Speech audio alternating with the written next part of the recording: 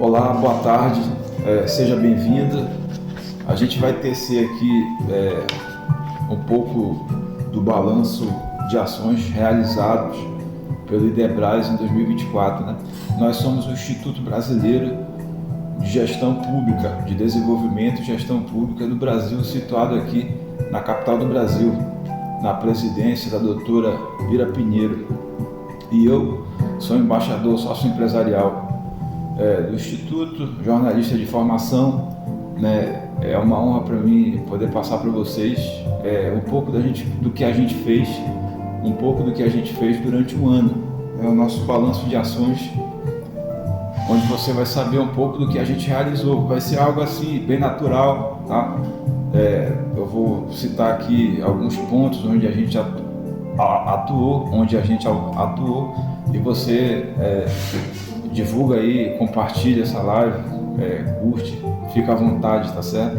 Nosso trabalho aqui é promover o desenvolvimento multissetorial na iniciativa privada, bem como na gestão pública. Então, em relação a conceitos, a gente promoveu o desenvolvimento multissetorial na administração pública, ações orientativas de defesa do cidadão e do orçamento familiar nas ruas e periferias, junto à comunidade, né? Foi entregue alguns materiais, feito o registro das ações, né? No intuito de orientar a população, informar a população da importância da educação financeira, do orçamento familiar, da gestão financeira, enfim, para que a qualidade de vida e o bem-estar das pessoas seja resguardado, ainda que a máquina pública, o governo tenha uma visão diferente da visão real, que é a visão dos especialistas, a visão do mercado, né, que é universal, é uniforme, é indeletéria, não tem como mudar a visão do mercado, né? Outra questão que a gente fez foi a assinatura de termos homologados, parceria com instituições nacionais e internacionais na realização de pactos e ações multilaterais, ou seja, o Instituto, ele, junto com outras instituições, associações, organizações, cooperativas, né, no âmbito nacional e internacional, ele desenvolveu parcerias com termos homologados, assinados por ambas as partes, e ali eles promoveram ações que não foram divulgadas ainda, essas ações, porque elas ainda estão em andamento. Ao final dessas ações, né, ainda são parciais, algumas estão conclusas, como os informativos, as orientações que foram feitas em alguns locais estratégicos do Distrito Federal, né, bem como termos de parcerias que foram fechados em São Paulo. Então, tudo isso, no momento adequado, será individualmente publicado. A outra situação que o Instituto fez, né, o balanço durante o ano 2024, essa aqui, gente, é uma elucidação entre o IDEBRAS e você, de maneira bem natural, tá? Para que você possa compartilhar e as pessoas possam saber um pouco do que a gente fez durante o ano, né? Que foi a representação na PGR. Nós representamos na Procuradoria-Geral da República o Instituto, né, através da nossa atuação, os diversos problemas que o contribuinte hoje, o contribuinte brasileiro, né, e todos aqueles que dependem daquela estrutura. Você imagina um empresário que é o contribuinte, né, mas a partir dele, diversas famílias, funcionários, colaboradores, né, pequenas empresas, microempreendedores, existe toda uma estrutura que depende dele. Então, se esse empresário não for protegido, né, se ele tiver um problema, muita gente vai ter ali um desdobramento de problemas a partir daquele empresário. Então, o objetivo do IDEBRAS foi defender a economia brasileira, né, o sistema tributário nacional, foi defender as famílias, o orçamento familiar, né, Nós não acreditamos que o governo seja tão poderoso a ponto de interferir no orçamento familiar. Nós não acreditamos nessa perspectiva, e um governo que faz isso não tem o respeito do Instituto Nacional de Desenvolvimento e Gestão Pública Brasileiro. Nós não podemos embarcar nessa visão, porque no dia que nós embarcarmos numa visão como essa, para que vai servir a nossa atuação, né? Um governo com déficit primário, com dívida pública, crise nos Correios, devendo 7 bilhões de rombo nas estatais. Enfim, diversos problemas hoje que o governo federal, infelizmente, na sua gestão pública, é refém, né? Acaba sendo deletério nas contas públicas. Esse é o governo federal do Brasil, que faz propaganda com crédito imobiliário ilusório, que mais tarde virá em forma de dívida pública. Então, aqui, na visão do Idebras, a nossa visão é atuar com responsabilidade, respeito à família e respeito ao Brasil. Aqui não tem espaço para moleque, e não tem espaço para a gente ficar de brincadeira, né?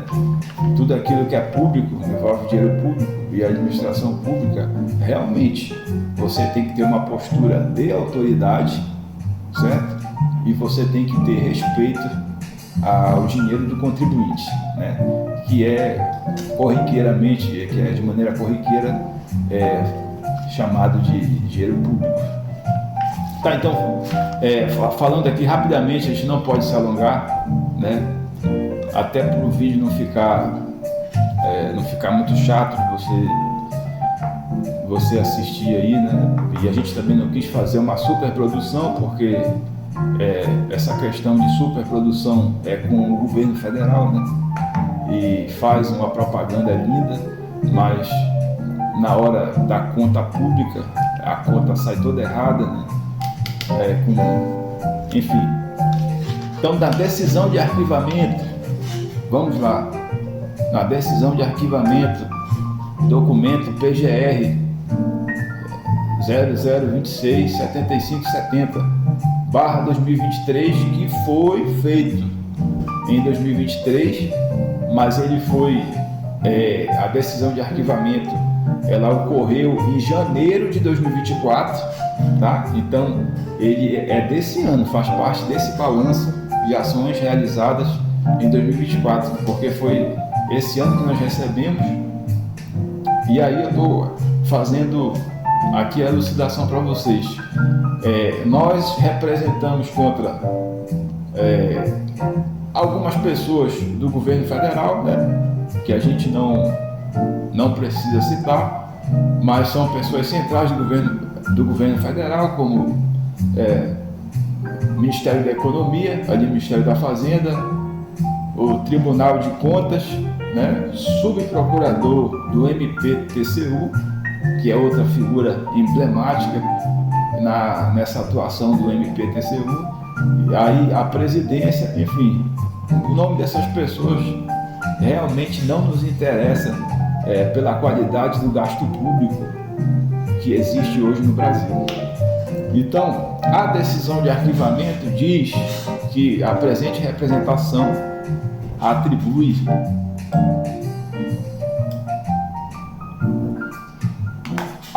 ao presidente da República, ao ministro e a outro ministro do Tribunal de Contas, né? A gente está falando de presidência, ministro da Economia, só das cabeças, das figuras centrais que envolvem a economia brasileira, a gestão financeira, né? O ajuste fiscal, o sistema tributário nacional, enfim, essa estrutura da máquina pública relacionada ao dinheiro do contribuinte. Então, a gente citou aqui eles, e aí foi colocado a possível prática dos crimes de prevaricação, associação criminosa, organização mafiosa, denunciação caluniosa, transgressão à lei de responsabilidade fiscal, enriquecimento ilícito de agentes públicos. Enfim, foram colocadas essas situações. A gente colocou 36 notícias na imprensa com mais 10 juntadas de documentos, tá? Então você teve uma representação completa, né? Com bastante informação no início, com mais 10 juntadas de documentos. A gente sabia que o resultado não seria outro, o arquivamento, por razões óbvias que o Instituto, tanto o Instituto quanto eu, a gente abre mão, né? A gente não precisa e nem quer entrar nesse mérito, que não nos interessa também, e nem a você, que o que você quer são resultados, né? E não uma aula de legalidade ou de ética, moralidade, etc. Aí aqui o representante protocola novo expediente por meio do qual faz referência a notícias jornalísticas. Por que a gente tocou nesse ponto da notícia jornalística? Porque a materialidade, ela é uma questão hoje no Brasil que é muito difícil você conseguir materialidade, entendeu? Por razões muito óbvias. Então o Instituto precisa atuar, né? Nós temos que dar uma resposta para a sociedade, e o canal é muito interessante que a gente consegue dar essa resposta, poder viabilizar uma denúncia, através da imprensa, da parte da imprensa que atua de maneira correta, investigativa, né? O escudo do cidadão. Nós sabemos que o bom jornalista é o escudo do cidadão, né? Diferente do jornalista pilantra, que é escudo do próprio bolso dele, da própria carteira, né? próprio crédito, débito dele. Então, por isso nós resolvemos usar as matérias jornalísticas, bem como outras peças e provas, para poder viabilizar a nossa denúncia. Então, nós atuamos, tá? Foi o senhor vice-procurador-geral da República, Indemburgo Chateaubriand Filho, que arquivou lá da PGR, tá? A nossa representação com mais de 10 juntadas de documentos. Agora, passando esse fato, você sabe que a decisão foi arquivada, o Instituto atuou, você está sabendo que nós fizemos a nossa parte, né? Aí teve mais de 90% de institutos que ficaram parados, né? Não fizeram nada, estáticos. Não, o Idebras atuou. Nós citamos o nome deles, a gente foi para cima. Aqui não tem medo de nada. E aí a gente colocou lá as possíveis práticas, que isso também não importa muito para você, mas o que vai importar para você é o presente agora, né? A gente está falando aqui de 11 de dezembro de 2024, certo? Nós estamos em 11 de dezembro de 2024, tá bom? O que isso significa? A decisão de arquivamento, ela saiu em janeiro de 2024, certo? Vou fazer só um pente fino aqui, para você ter a exata noção do que aconteceu. Então saiu em janeiro de 2024 a decisão de arquivamento da representação. Aí agora eu vou reportar para você o que é que está acontecendo, só para você ter uma ideia do que está acontecendo. Vamos lá. Algumas notícias, né? Você tem a produção industrial do país declina, tá? Nós temos queda na produção industrial do país. A economia brasileira cai no ranking mundial. Então, vamos fazer as conexões, tá? Veja se você consegue entender as conexões. O Instituto entrou com a representação em 2023, primeiro ano do governo Lula, né? Um governo muito difícil em relação à qualidade do gasto público, né? Com bastante dificuldade em arrecadar menos do que gasta e poder promover um ambiente econômico favorável às empresas, né? Favorável aos funcionários, aos colaboradores, aos investidores internacionais e fazer esse país, do ponto de vista econômico, crescer. O Instituto fez sua parte, a PGR respondeu em janeiro. E agora, 11, data de publicação desse vídeo, 11 de dezembro de 2024, você tem a queda da produção industrial do país, declina, a economia brasileira cai no ranking mundial, tá certo? Depois você dá uma pesquisada aí, a crise nos Correios afeta mais de 206 agências e você tem os 7 bilhões no Banco no 7 bilhões no Postale, que é o Postale, o fundo de pensão dos funcionários da estatal, né? E para cobrir esse rombo foi os 7,6 bilhões. Isso daí é um dado, mais um dado da gestão pública desfavorável desse governo, tá bom? Então aqui eu estou falando, inclusive, eu falo governo, mas quando eu falo governo eu quero entrar no mérito do Estado, porque como eu reportei para vocês, não nos interessa aqui, né, a figura personalíssima, tanto do presidente da República quanto do ministro ou do subprocurador-geral, bem como do presidente do Tribunal de Contas, né? Pouco nos importa o nome dessas pessoas. Só para você ter uma ideia da atual qualidade do gasto público, o que é o nosso mérito aqui é que você saiba o que é que está acontecendo no Brasil em relação às contas públicas e ao cargo que essas pessoas ocupam, o tamanho do cargo que essas pessoas ocupam e o tamanho do problema que está acontecendo atualmente. Volto a dizer, não levando em consideração a personalização do nome dessas pessoas, mas o Estado, o dinheiro do contribuinte, né, que é chamado de dinheiro público. Então tá aí 7,6 bilhões do fundo de pensão, tá? Do Postales. O valor representa metade da dívida dos 15 bilhões. Aí vamos continuar, né? Aquela questão do ouro, que a questão do ouro que o Instituto falou, tá? Você aí, essa postagem aqui, essa elucidação que está sendo feita via Idebras, aí para quem você quiser compartilhar, dividir com as pessoas para saber qual foi o balanço de ações realizados no Instituto em 2024, você fica à vontade. E aqui a gente está procurando o máximo deixar você à vontade, por isso que a conversa está sendo como se você estivesse aqui no Instituto e a gente estivesse falando com você naturalmente, correto? Então vamos lá. A gente falou do Postales, certo? Falamos do Postales. Você já sabe que o Instituto atuou com as ações diversificadas durante o ano.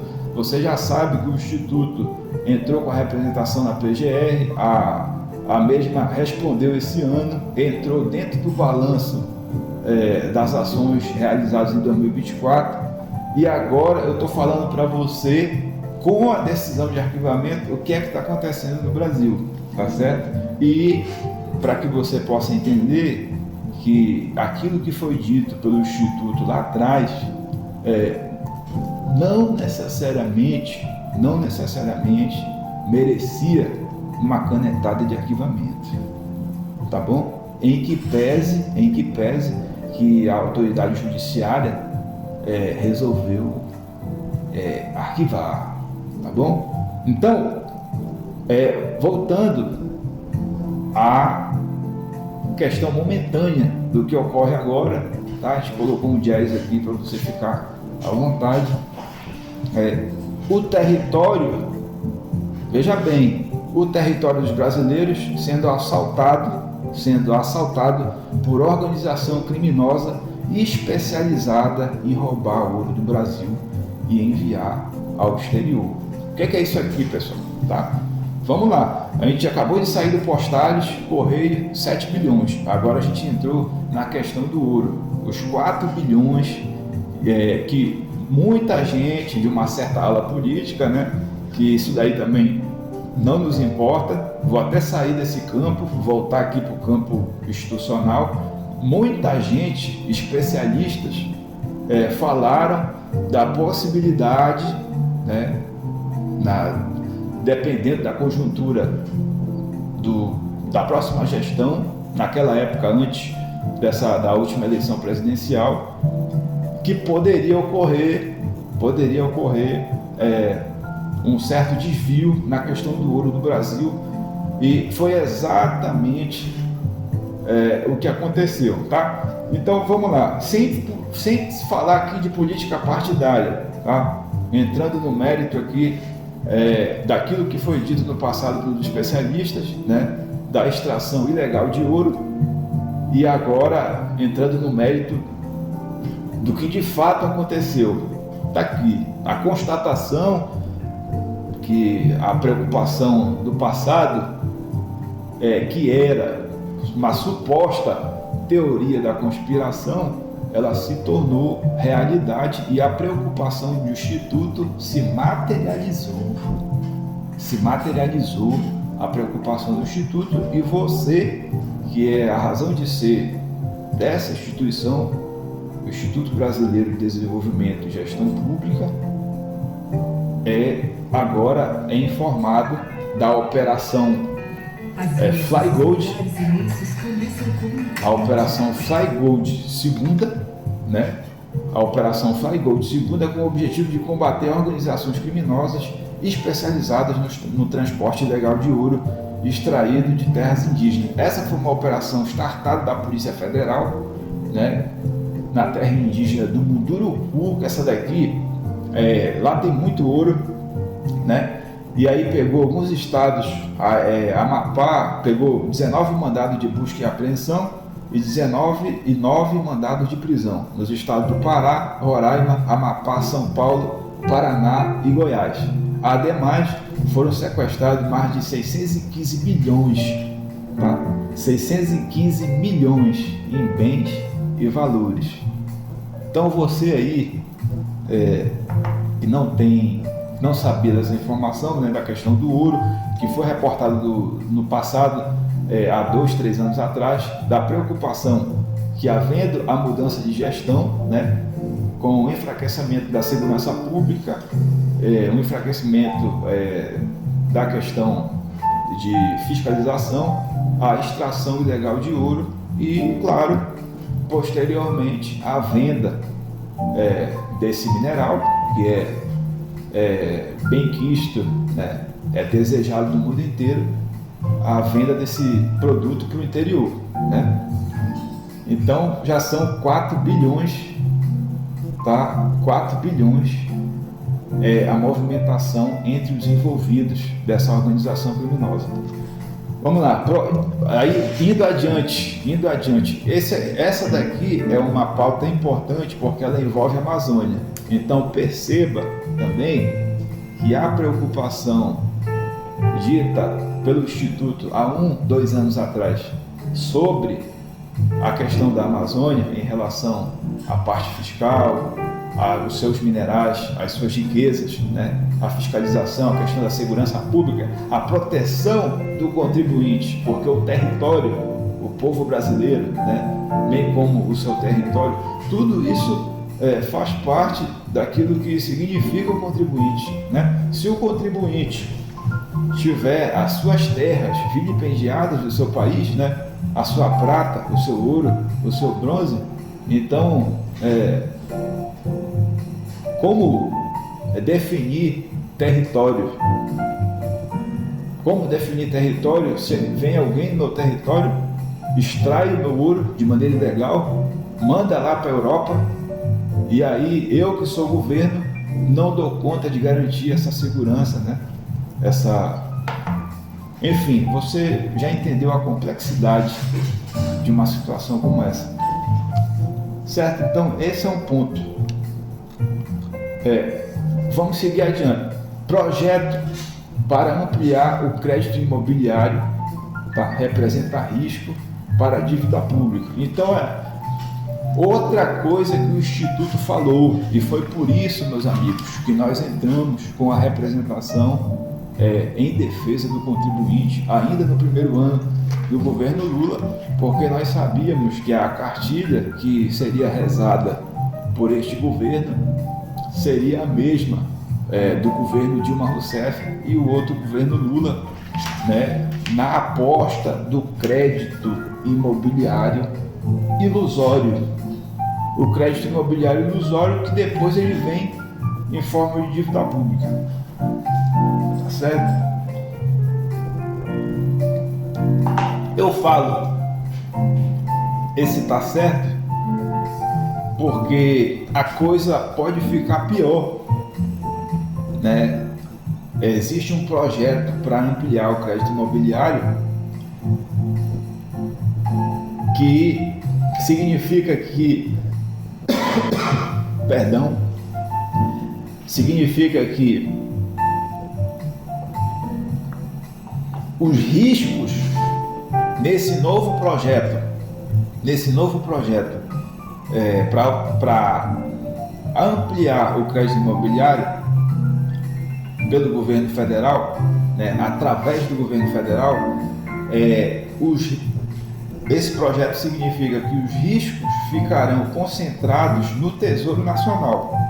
Então você pega o crédito imobiliário, que é ilusório, né, a gente sabe que depois isso vai vir em dívida pública, aí os riscos dessas operações vão ficar concentrados no Tesouro Nacional, né? Especialistas dizem que mais risco para os pagadores de impostos e aumento do endividamento público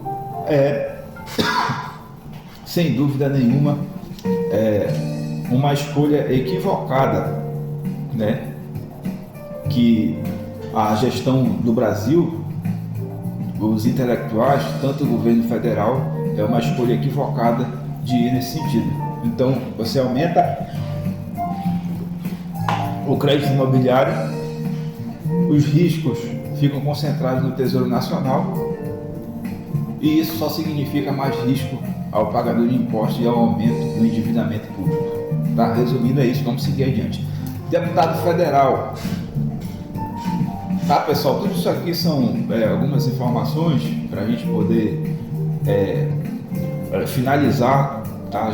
Já estamos caminhando para finalizar o balanço de ações realizadas pelo IDEBRAS em 2024, numa conversa como se você estivesse aqui no Instituto, a gente tomando um café, tá bom?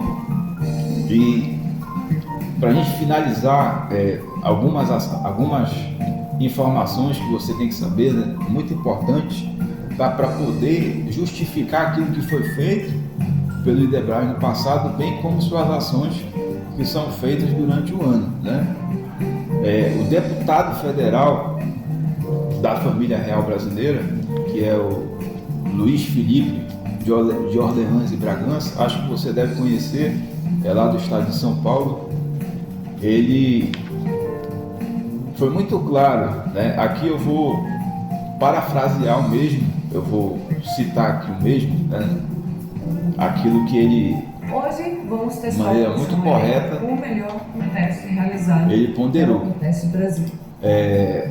A relativização da propriedade privada é um ataque direto à liberdade e à base da prosperidade de nação.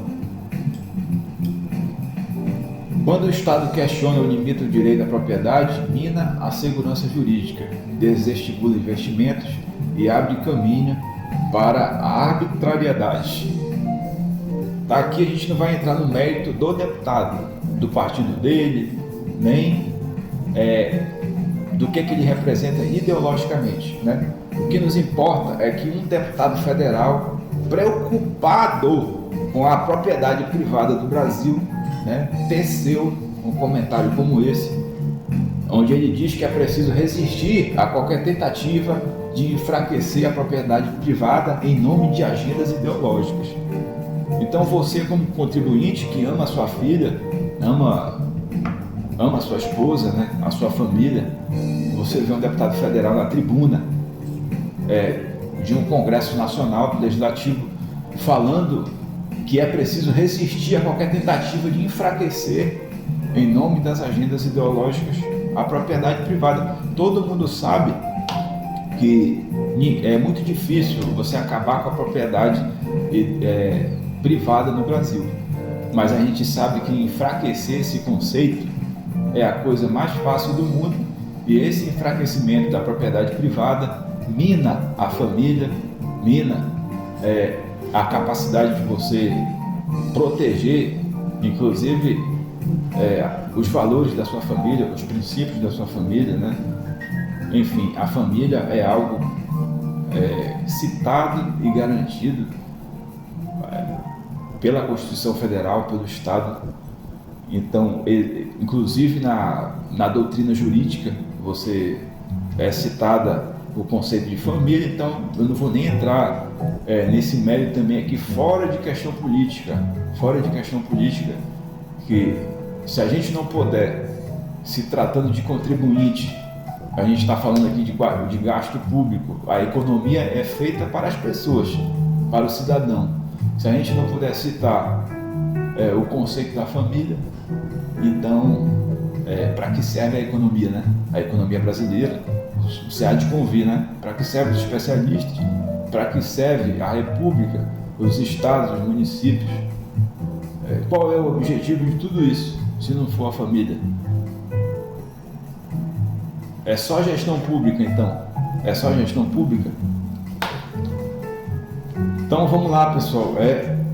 A desvalorização do real em 2024. Essa informação é muito importante, tá? A gente já está fechando o balanço geral das ações do Idebras em 2024. Só para você, essa informação é muito importante. Lembre-se, a gente atuou ano passado, a decisão de arquivamento veio esse ano, bem como ocorreu ações durante o ano inteiro, durante os 12 meses, de combate à atuação do governo fora do gasto público. E quando eu falo governo, eu estou querendo falar do Estado, que o que nos importa aqui é o contribuinte e não a política partidária, muito menos tecer qualquer comentário sobre ela.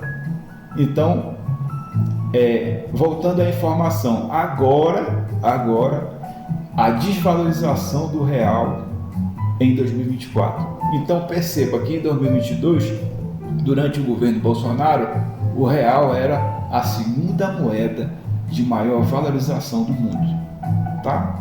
2022, gestão, governo aparentemente conservador, tá? Como ele se coloca, e segunda moeda de maior valorização do mundo. Ponto positivo para o contribuinte, né? O Idebras reconhece isso. Agora, em 2024,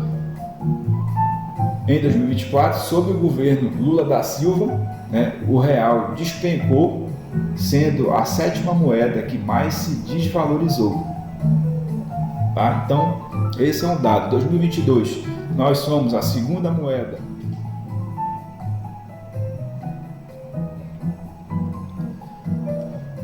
e em 2024,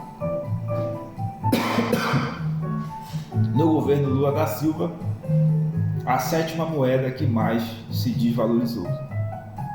Então, 2022, segunda que mais se valorizou. Em 2024, a sétima moeda que mais se desvalorizou. O chão mais vendido da EMA tem 3 camadas de espumas.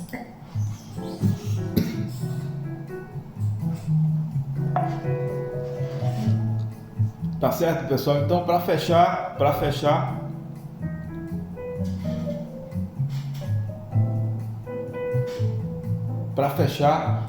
a Embratur aponta série de irregularidades na gestão de Marcelo Freixo. Tá? A Embratur aponta uma série de irregularidades na gestão de Marcelo Freixo. A penalização que desfavorece o contribuinte brasileiro, que é a alíquota uniforme de 20% sobre compras. A crise nos Correios abala o Brasil, né? E o vazamento de informações do Banco Central, que foi inédito. Nunca tinha ocorrido vazamento no Banco Central. Foi algo inédito.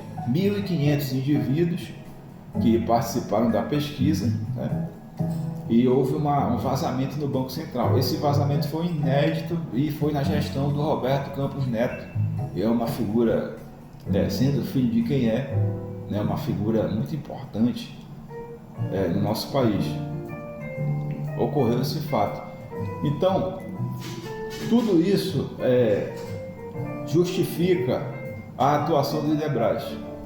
Tudo isso fortalece e justifica, né, e credibiliza o Instituto Nacional de Desenvolvimento e Gestão Pública naquilo que é um conceito basilar, que é a sua atuação, o seu trabalho, né, a sua capacidade de fazer parcerias, defender a sociedade, defender o contribuinte e, na discussão da gestão financeira, econômica, tributária e de gestão pública, sempre lembrar que o Estado e o contribuinte sobrepuja a política partidária, correto? Então, eu desejo para você uma boa tarde. Esse foi o balanço de ações realizadas pelo Idebras em 2024. Meu nome é Marcelo Feitosa, eu sou embaixador, sócio empresarial do Distrito Federal, né? E estamos vinculados à presidência da doutora Eira Pinheiro. E conte conosco aqui no Brasília Shopping, sala 826, 8º andar, para qualquer tipo de relacionamento, network. Se você quiser tirar uma dúvida, enfim, você fica à vontade para buscar tanto nossos canais de e-mail, telefone, bem como nosso endereço físico aqui. Nós estamos à disposição de desenvolver e de se fazer desenvolver, né, o Brasil, gerando desenvolvimento multissetorial no Brasil e na América Latina. Um forte abraço.